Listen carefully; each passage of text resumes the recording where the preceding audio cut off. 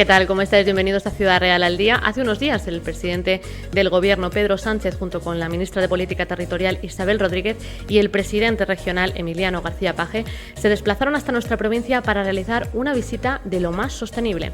El Centro Nacional del Hidrógeno, ubicado en Puerto Llano, fue el motivo que llevó al Ejecutivo a trasladarse hasta nuestro territorio para comprobar en primera persona la labor de este centro de investigación que tiene por objetivo impulsar el hidrógeno como fuente de energía alternativa. Mientras seguimos avanzando en la industrialización, debemos seguir impulsando de forma simultánea un camino para la sostenibilidad y la tecnología verde. Vamos a saber cómo funciona esta sede, como decimos, localizada en Puerto Llano, de la mano del gerente del Centro Nacional del Hidrógeno, Miguel Ángel Fernández. Bienvenido, ¿qué tal? Buenas tardes. Hola, buenas tardes. Encantado de hablar con vosotros y muy agradecido por la oportunidad que nos dais de contar lo que hacemos. A ti, Miguel Ángel. Bueno, en primer lugar, ponnos un poco en contexto y explícanos en lenguaje un poco más llano lo que es el hidrógeno verde, cuál es su utilidad y qué lo diferencia de otras fuentes de energía. Bueno, principalmente el matiz está en que no es exactamente una fuente de energía, sino lo que nosotros denominamos un vector energético. Es decir, es un instrumento que permite transportar y almacenar y utilizar energía. La principal ventaja que tiene es que se acopla muy bien a las energías renovables, porque esos problemas que tienen las fuentes alternativas, que consisten en que, por ejemplo, no siempre hace viento cuando necesitamos poner el aire acondicionado, o no siempre hay sol cuando necesitamos calor en nuestras casas, el hidrógeno permite que esa energía se almacene y se puede utilizar cuando sea más oportuno. Miguel Ángel, ¿cuál es el objetivo a largo plazo del Centro Nacional del Hidrógeno? ¿Cuáles son esas tecnologías del hidrógeno? Bueno, nuestro objetivo claro ha sido colaborar en las grandes líneas que hay de descarbonización y de aprovechamiento de energías renovables, y nuestra vía ha sido la maduración de los desarrollos tecnológicos. Hemos ido siempre de la mano de empresa, enlazando ciertas tecnologías o ciertos equipos que estaban aún en unos estadios de madurez baja.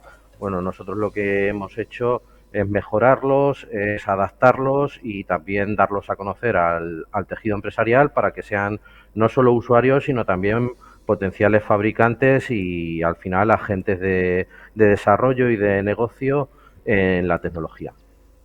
Miguel Ángel, háblanos del centro en sí. ¿Cuáles son esas diferentes áreas de trabajo? ¿Qué trabajo se realiza allí? ¿Quiénes son las personas que están trabajando en el Centro Nacional del Hidrógeno? Bueno, el Centro Nacional del Hidrógeno intenta cubrir lo que denominamos toda la cadena de valor, es decir, desde que el hidrógeno se produce hasta que se acaba consumiendo. Ahí comenzamos con lo que nosotros llamamos o se conoce por electrólisis, que es simplemente la descomposición de la molécula del agua mediante la aplicación de electricidad. Ese proceso a lo que da lugar es a hidrógeno y a oxígeno. El oxígeno se puede liberar sin ningún problema a la atmósfera, de hecho es una forma de mejorar la calidad del ambiente, y el hidrógeno se puede almacenar de una forma indefinida, que entraríamos en el siguiente escalón del proceso, que es mantener ese hidrógeno en condiciones seguras y de aprovechamiento, con la ventaja de que es un método que no tiene pérdidas significativas energéticas y que nos permite tener durante meses o incluso años, si es necesario, esa energía que hemos generado en un momento de alta disponibilidad, la podemos tener almacenada para cuando haya una baja producción en un sistema poderla aprovechar. Ese es el último escalón del proceso en el que trabajamos, que es la parte de aprovechamiento de aplicaciones. Básicamente es un dispositivo que se llama pila de combustible, que recibe ese hidrógeno, toma oxígeno del aire, produce electricidad y lo único que se emite es el vapor de agua, es decir, el agua que inicialmente habíamos introducido en el electrolizador. Con lo cual tenemos un ciclo cerrado con un aporte de agua y electricidad al principio, que se devuelve por parte de la pila al final en forma de electricidad y vapor de agua. La parte más importante o más significativa es que en todo este proceso no hay una emisión de CO2. no participa el carbono y por lo tanto, si la electricidad que utilizábamos originariamente proviene de una fuente limpia o renovable, es cuando hablamos de hidrógeno verde porque no conlleva la generación de CO2. Aparte de esa principal cadena de valor, el centro también intenta llevar a cabo unas tareas que podemos decir que son paralelas. Una muy importante es la de seguridad y normativa.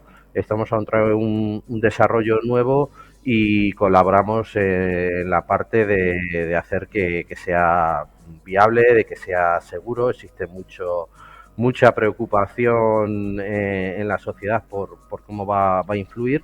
Y luego otra parte que tenemos también asociada a esta de difusión y divulgación, en la que participamos en foros como el clúster del hidrógeno de Castilla-La Mancha, en asociaciones sectoriales, incluso colaboramos con colegios, damos cursos formativos y de esa forma también conseguimos que toda esa parte de trabajo, digamos, de laboratorio o tecnológico que hacemos, de alguna forma cale en la sociedad y colabore a que el hidrógeno poco a poco vaya siendo conocido y utilizado.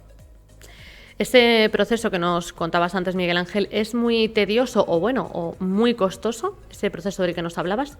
Bueno, es un proceso relativamente sencillo que como todo, siempre se puede mejorar, optimizar, hay que trabajar en reducir costes, en mejorar fiabilidad de los componentes, pero realmente las pilas de combustible ya se utilizaban en los años 60 en los transbordadores espaciales, es decir, no es algo que sea totalmente desconocido, sino lo que ha ocurrido es que ha tenido un desarrollo, llamémosle, de escala. Los equipos han crecido, cada vez son de mayores potencias, funcionan mejor y eso está también favoreciendo a que la apliquen las economías de escala y los costes cada vez sean menores y sean más asequibles. Digamos que hemos llegado a un punto de ruptura en cuanto a lo económico, que empiezan a salir las cuentas de operación y de explotación de los sistemas de hidrógeno, empiezan a dar unos números que ya son aceptables para las empresas. Entonces, en sí el proceso pues es bastante sencillo, tiene lugar en un equipo que no es demasiado grande ni complicado, sí que hay que saber gestionarlo, que es la parte en la que nosotros hemos hecho muchos desarrollos. Y luego sí que es verdad que a día de hoy ya hay un gran mercado y no es complicado tanto adquirir como algunas empresas están haciendo ya la apuesta de empezar a producir sus propios electrolizadores. Al hilo de lo que cuentas, Miguel Ángel, ¿por qué es importante seguir impulsando este tipo de energías renovables? Y si crees que las instituciones, la población o las empresas se están concienciando de la importancia del uso sostenible de nuestras energías. Sí, bueno, es muy importante principalmente por un motivo y es que además en un escenario geopolítico actual tan complicado, pues el disponer de recursos energéticos propios es una fortaleza a nivel país, es decir, no depender de fuerzas externas. También se alinea con las tendencias a nivel europeo de reducir al máximo la emisión de CO2. También estamos ahora mismo en un momento de oportunidad de poder desarrollar tecnología y equipos propios y no tener que depender de patentes o de fabricantes extranjeros. Ahora mismo es un momento crítico, es una gran oportunidad y sí que desde el Centro Nacional del Hidrógeno consideramos que hay una buena alineación de administración y empresas, hay grandes iniciativas empresariales con apuestas de inversión muy importantes y por otro lado también la administración, pues desde la hoja de ruta del hidrógeno, los programas PERTE y el reparto, la distribución que se está haciendo de fondos de recuperación están favoreciendo mucho el desarrollo de estas tecnologías. Háblanos de esas empresas, ¿no? ¿Cuántas de ellas lo utilizan? ¿En qué competencias o en qué campos utilizan ese hidrógeno verde? Sí, aquí ocurre una cuestión un poco curiosa que muchas veces sorprende a la gente cuando se lo contamos, y es que aunque todo el mundo piensa que el hidrógeno, su primera aplicación van a ser los vehículos, realmente el hidrógeno es un gas que ya está muy, muy presente en la industria a día de hoy. No es verde, sino producido por otras fuentes. Y, por ejemplo, en una refinería de petróleo se pueden gastar miles de kilos de hidrógeno a la hora. Entonces, tanto en el sector de oil and gas, de refino de petróleo, como por ejemplo en la producción de fertilizantes o en la producción de metanol, el hidrógeno a día de hoy ya es una materia prima que se consume, yo me atrevería a decir, del orden de varias toneladas a la hora en múltiples industrias. Entonces, ese gas, digamos que como producto químico y como materia prima, ya está muy, muy presente en la industria. Simplemente con el reemplazo de ese gas, de esa materia prima actual que se produce normalmente por reformado de gas natural, es decir, por fuentes fósiles que emiten CO2, simplemente si esa gran cantidad de toneladas de hidrógeno que se están consumiendo actualmente se convirtiesen a hidrógeno producido por fuentes renovables, pues ya estaríamos ahorrando una gran cantidad de emisiones de CO2 a la atmósfera. Ejemplos de empresas que ya están actuando, pues aquí en Puerto Llano tenemos dos muy claros. Uno es el proyecto de Iberdrola, que produce hidrógeno a partir de una planta fotovoltaica, y ese hidrógeno directamente lo suministra a la planta de Fertiberia para la fabricación de fertilizantes. Por otra parte, también Repsol ha anunciado un proyecto similar de sustituir el hidrógeno que llamamos gris, que conlleva una emisión de CO2, sustituirlo por hidrógeno que va a producir también en sus instalaciones a partir de energía solar. Es decir, ya es una realidad, ya está en camino, y en la industria tiene un campo de aplicación enorme. Bueno, vemos que en Puerto Llano, como siempre, se apuesta por la industria, pero también por esa sostenibilidad, ¿no? Y esas energías renovables, ese hidrógeno. ¿En qué puede convertirse y qué impacto puede tener en nuestra provincia la instalación de más empresas, de varias empresas, en torno a la producción del hidrógeno? Aquí me voy a apropiar de unas palabras que no quiero hacer mías porque quizás sean demasiado optimistas, pero no hace mucho en un foro que participábamos alguien decía que algunas regiones de España se pueden convertir en las Arabias o en los países árabes del futuro. No sé si económicamente el impacto será igual, pero sí que energéticamente es cierto que podemos pasar de ser compradores de energías a exportadores. La provincia de Ciudad Real tiene un potencial tremendo en cuanto a renovables, tiene una buena posición a la hora de evacuar tanto por vía eléctrica como por ferroviaria o por carretera la energía que se produjese aquí, y precisamente el hidrógeno ahí es un actor muy importante porque donde no hay una línea de alta tensión sí que se puede producir hidrógeno y transportarlo, por ejemplo, en camiones o en trenes. Entonces, el impacto yo creo que puede ser muy positivo y puede ser un empujón hacia la potenciación de la generación renovable y el aprovechamiento de potencial de sol y de viento que tenemos en la provincia. Quizás esto sea una, entre comillas, pequeña revolución energética y en general en España significará que vamos a pasar de vender el sol en forma de turismo a venderlo en forma de energía. Entonces yo soy muy optimista en cuanto a las posibilidades que se abren, la verdad. Pues esperemos que esas palabras tan optimistas, Miguel Ángel, puedan hacerse realidad, ¿no? ¿Cuánto tiempo crees que nos queda todavía para ver vehículos propulsados con hidrógeno, para que ese uso del hidrógeno se haga normal y cotidiano?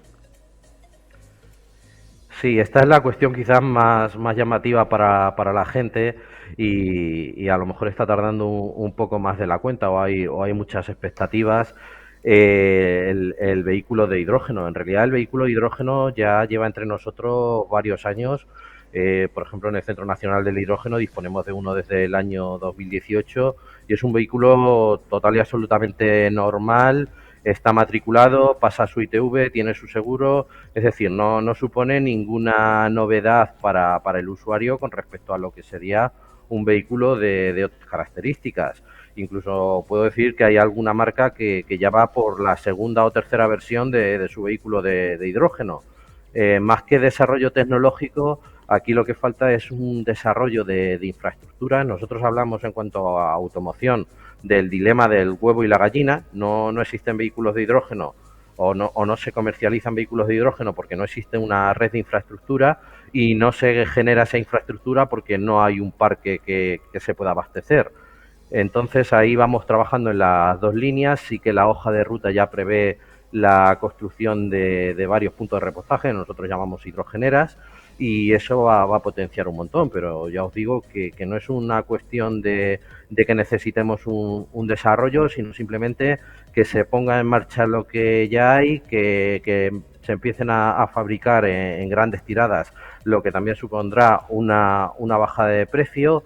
Además, también más que vehículos ligeros, posiblemente haya más oportunidades en transporte pesado, en camiones, en trenes. Y en cuanto a vehículo ligero, el coche de hidrógeno tiene un nicho. También aquí me gustaría puntualizar que no hablamos cuando hablamos de vehículo de hidrógeno, lo que tiene que entender la gente es que se trata en realidad de un vehículo eléctrico impulsado por pila de combustible de hidrógeno.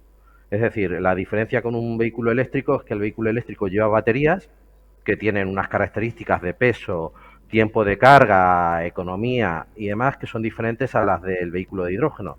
El vehículo de hidrógeno, a priori, en el momento actual, es más caro en cuanto a adquisición del vehículo, también hay muy pocas unidades, y la ventaja que tiene es que se puede recargar en el orden de 5 o 6 minutos y tener una autonomía de alrededor de 600 kilómetros. Entonces, las aplicaciones en automoción a corto o medio plazo van a ir cambiando mucho, y entonces es posible que algunas personas, por el uso que tengan, que muevan el vehículo pocos kilómetros y siempre en un radio determinado, sea más favorable utilizar el vehículo eléctrico, pero sí que para medias distancias y para tráfico pesado se impone claramente el hidrógeno. Pues Miguel Ángel, esperemos que podamos seguir avanzando en este campo. Enhorabuena al Centro Nacional del Hidrógeno, ubicado, como decimos, en Puerto Llano, aquí en la provincia de Ciudad Real. Miguel Ángel Fernández, gerente del centro, muchísimas gracias por estar con nosotros aquí en Ciudad Real al día. Nada, un placer. A vosotros, encantado. Un saludo. Ya sabéis que podéis seguir el programa y mucho más contenido a través de nuestras redes sociales y también a través de nuestra página web. Hasta la próxima.